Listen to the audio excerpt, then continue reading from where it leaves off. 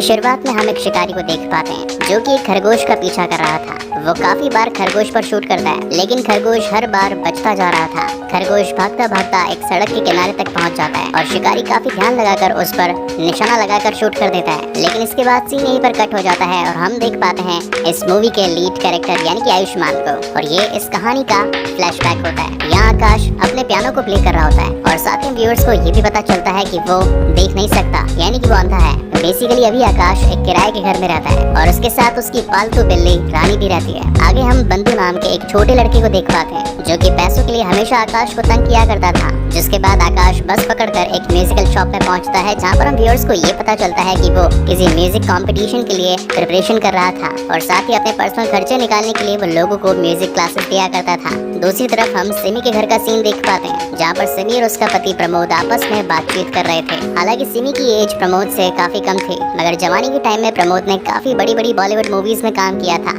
उसके पास नाम, दौलत, शोहरत और पैसा था, इसी वजह से सिमी ने उसके साथ शादी कर ली थी। मीनवाइल हम आकाश को देख पाते हैं जो कि रोड क्रॉस कर रहा था और तभी एक लड़की की स्कूटी से टकरा जाती है जिसका नाम होता है सोफी। वो उससे बार बार सॉरी कहती है और कहती है कि मैं आपकी मदद कर सकती हूँ, आप मेरे साथ चलिए। अब हालांकि गलती तो उससे हुई थी, इसलिए वो आकाश से सॉरी कहने के लिए उसे एक रेस्टोरेंट में कॉफी पिलाने के लिए ले जाती है। बातों ही बातों में सोफी को पता चलता है कि आकाश को पियानो प्ले करना काफी अच्छा आता है, इसी वजह से वो उसे अपने पिता के पास पियानो प्ले करवाने के लिए ले जाती है। बेसिकली यहाँ पर उसके फादर और साथ ही सोफी को उनके रेस्टोरेंट के लिए ऐसे ही किसी शख्स की जरूरत थी जो कि पियानो प्ले करके उनके कस्टमर्स का दिल लुभा सके। आकाश की सिंगिंग स्किल्स देखकर उसके पिता काफी खुश होते हैं और उसे इस रेस्टोरेंट में पियानो प्लेयर की जॉब पर रख देते हैं। जिसके बाद सोफी आकाश को उसके घर तक छोड़कर आती है और साथ ही ये भी पूछती है कि आखिर ये हादसा कैसे हुआ। तो आकाश बताता है कि बचपन में उसके सर पर क्रिकेट बॉल लग गई, जिसकी वजह से उसकी आंखों की रोशनी चली गई और जब घर में कोई नहीं होता तो वहाँ पर वो अपनी नकली कॉन्टेक्ट लेंसेज को निकालता है, जिससे हम व्यूअर्स को ये पता चलता है कि वो एक्चुअल अंधा नहीं बल्कि देख सकता है और सिर्फ अंधा बनने का नाटक कर रहा था। नेक्स्ट इवनिंग सोफी अगेन आकाश को अपने रेस्टोरेंट के लिए पिक करने के लिए आती है और रेस्टोरेंट पहुंचते के साथ ही आकाश एक बेस्ट परफॉर्मेंस सभी के सामने देता है। सभी लोग उसका गाना सुनकर काफी खुश थे।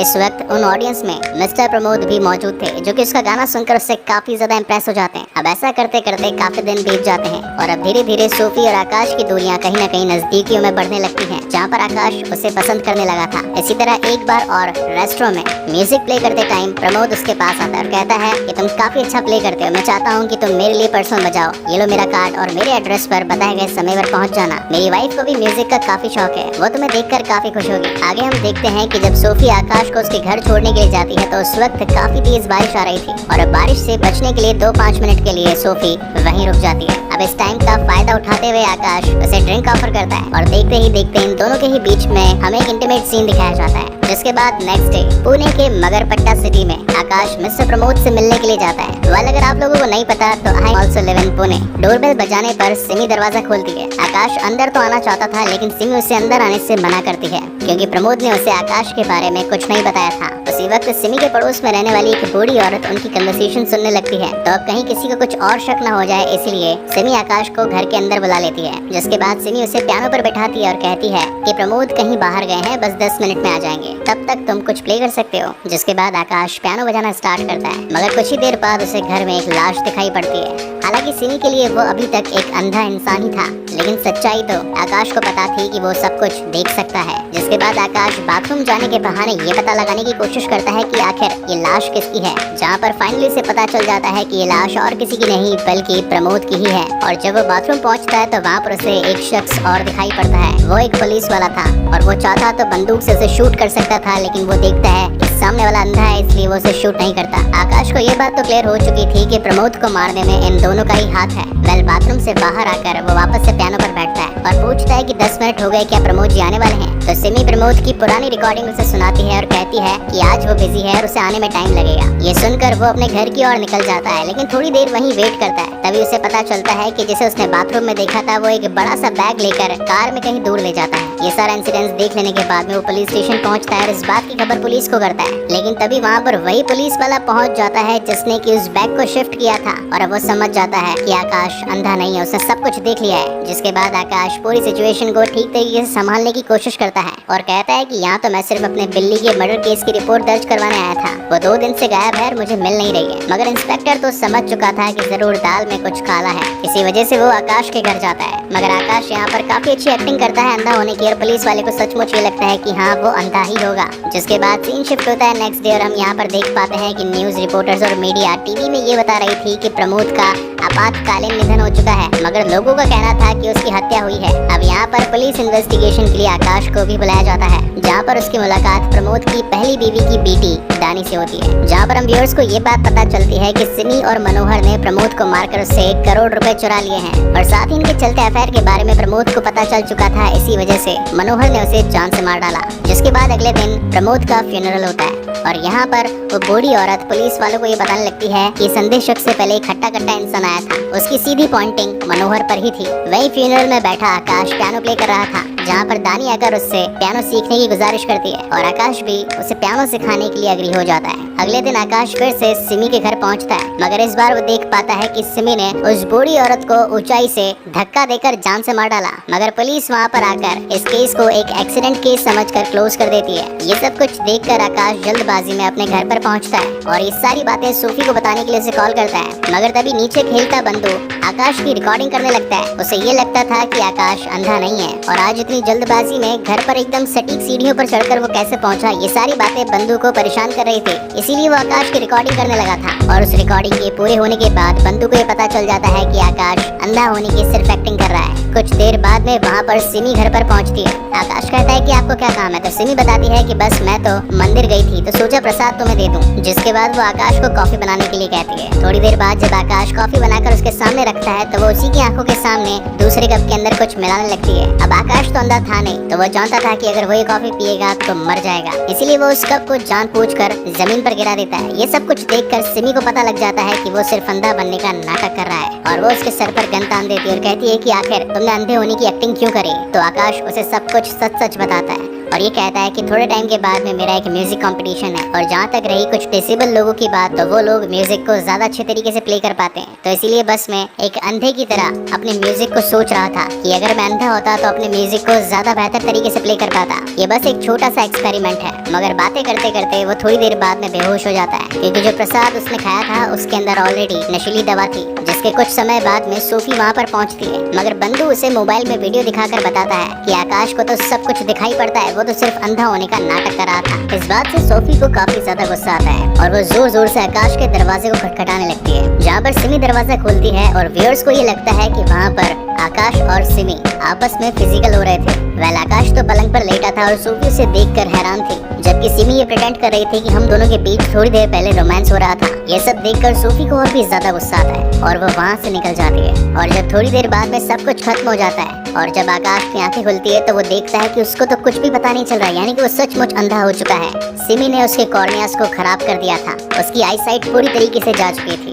सिमी ने ऐसा जानबूझकर किया था ताकि आकाश मीडिया या फिर पुलिस को उसकी सच्चाई न बता सके, क्योंकि अंधे पर तो कौन ही विश्वास कर सकता है। अब यहाँ पर देखा जाए तो आकाश पूरी तरीके से फंस चुका था, उसे कुछ भी समझ में नहीं आ रहा था कि आखिर वो करे तो क्या करे। जिसके बाद सीन शिफ्ट होता है मनोहर पर, जो कि इस वक्त सिमी से मिलने के लिए उसके घर पर आया होता है। सिमी उसे बताती है कि उसने आकाश को रियलिटी में अंधा कर दिया है, मगर मनोहर कहता है कि इतना कुछ काफी नहीं रहेगा, वो इस वक्त भी हमारे लिए खतरे की घंटी बन सकता है, इसलिए बेहतर यही होगा कि उसे पूरी तरीके से रास्ते से हटा दिया जाए। इसीलिए वो गुस्से में आकर आकाश को मारने के लिए उसके घर पर जाता है। यहाँ पर आकाश उससे अपनी जान बचाने की कोशिश करता है। इन दोनों के ही बीच में काफी ज्यादा हाथापाई होती है। मनोहर उसे गोली मारने की कोशिश करता है, लेकिन कैसे तैसे वहाँ से आकाश बचकर घर से बाहर निकल जाता है और वहाँ से सीधा मेन रोड की ओर जाने लगता है। और इसी वक्त ये सीन यहीं पर कट हो जाता है। अगले दिन आकाश अपने आप को एक हॉस्पिटल के बेड पर पाता है, जहाँ पर डॉक्टर स्वामी उसे बताते हैं कि सक्कू बाई और मुरली को तुम कल रात रोड पर मिले, इसलिए वो तुम्हें मेरे पास ले आए। आकाश उनसे बार बार ये गुजारिश करता है कि मुझे फटाफट से किसी आंखों के डॉक्टर के पास लेकर जाइए,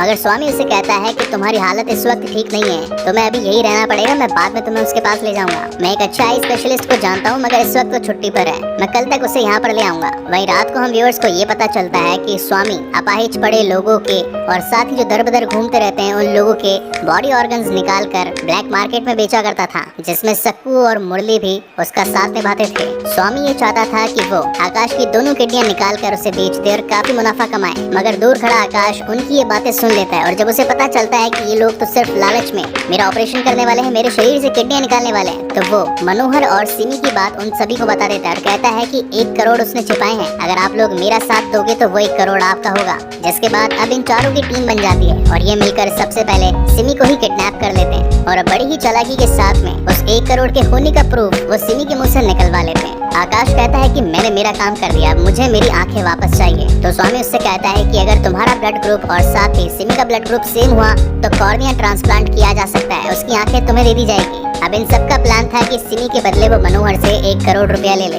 मगर जब मनोहर वो 1 करोड़ रुपया लाने वाला था उसी टाइम पहले स्वामी कुछ काम से बाहर निकल जाता है और पीछे से सक्कू और मुरली भी आकाश को सिमी के साथ ही बांध देते हैं। इसके पीछे का रीजन था सक्कू और मुरली का पर्सनल इंटरेस्ट, वो खुद ही सारा पैसा लेकर भाग जाना चाहते थे। जिसके बाद सीन शिफ्ट होता है मनोहर पर जो कि पैसे लेकर आया होता है, लेकिन तभी मुरली उसे काफी जोरदार घायल कर देता है। इन दोनों के ही बीच में काफी ज्यादा हाथापाई होती है जिसके अंदर मुरली भी घायल हो जाता है। जिसके बाद सक्कू भाई मुरली को एक टेम्पो में बैठाकर हॉस्पिटल की ओर जाने लगती है और जाकर उसे हॉस्पिटल में एडमिट करवाती है। मगर डॉक्टर्स उसे बताते हैं कि मुरली का ज्यादा खून बह चुका है, इस वजह से हम उसे बचा नहीं पाए। आगे सक्कू भाई को ये भी पता चलता है बैग चेक करने पर कि सिर्फ ऊपर की पहली परत के नोट ही असली थे और नीचे सिर्फ कागज भरे थे। वहीं पर सीन शिफ्ट होता है कैद हुए सिमी और आकाश पर, जहाँ सिमी उसे कहती है कि तुम चाहो तो मैं तुम्हें काफी सारा पैसा दे सकती हूँ और साथ ही तुम्हारी आंखों का इलाज भी करवा सकती हूँ, सबसे पहले तो तुम्हें मुझे खोलना पड़ेगा। अब आकाश तो बस इन सारे झमेले से निकलना चाहता था, इसलिए वो सिमी के हाथ खोल देता है, मगर ये सब तो सिर्फ उसकी चाल थी।